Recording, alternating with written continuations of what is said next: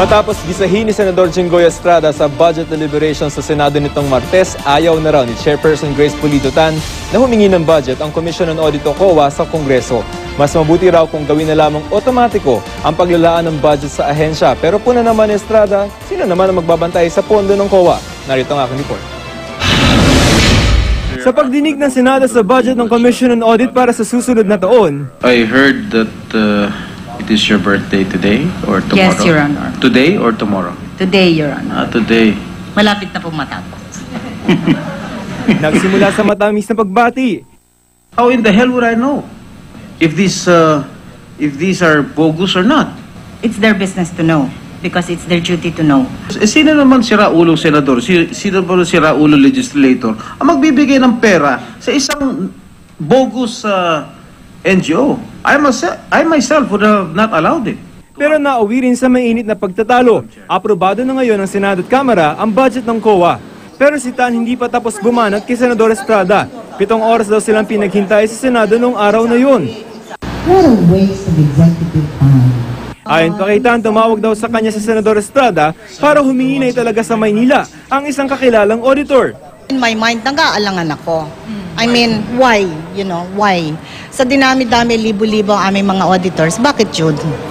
Kinumpirma naman ni Senador Estrada na tumawag siya kay Tan pero wala raw siyang hinihiling na italagang auditor kundi para lamang humiling ng special audit ng pondo ng Manila City Hall dahil baon daw sa utang ang lungsod. Pinaparating lamang daw niya ang hiling ni Manila City Administrator Simeon Garcia na dati niyang Chief of Staff. I think I recommended 2 names. Hindi ko kilala yun. Okay? It was given to me by the city administrator. Okay? Wala akong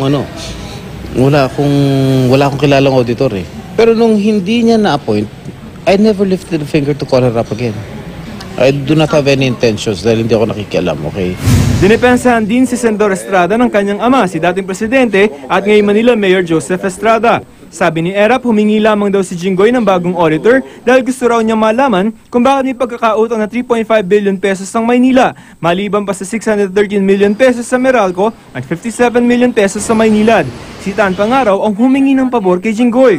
Yung auditor na yan, si Grace Pulido-Tan, nakiusap lang din sa kanila para mabilis yung kanyang confirmation sa Senado. Kasunod ng bangayanin na Tan Estrada, ayaw na raw ni Tan na humingi ng budget sa Kongreso ang COA. Kaya ang kanyang panukala, automatic appropriation o automatikong paglalaan ng budget sa kanilang ahensya. That's one of the things that we are looking at, and we hope that we will be able to get that reform in place at the soonest possible time. Kitang-kita raw na pwedeng magbangga ang COA at Kongreso nang pumutok ang issue ng pork barrel scam. You have to face the same Congress, like in the case of the PIDA, for example, no? You have to face the congressmen and the senators, no? Parang we are already at a disadvantage. Nang tanongin si Estrada tungkol sa panukalang automatic appropriation, agad siyang nagduda. Who audits themselves?